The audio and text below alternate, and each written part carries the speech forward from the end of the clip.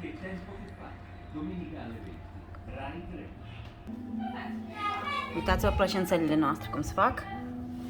Stați să șterg o leacă camera, mă iertați. Uitați-vă cum se fac plășențelele.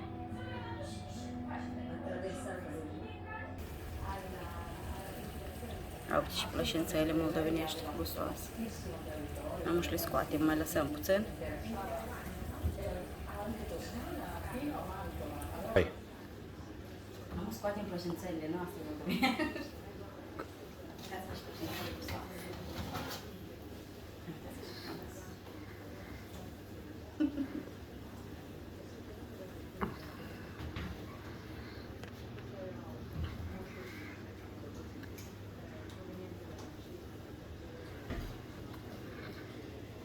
Aici sunt plășintele noastre, prieteni.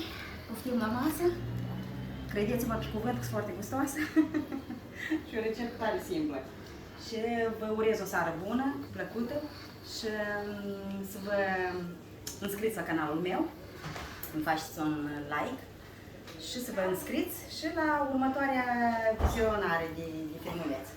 Ceau, bună seara!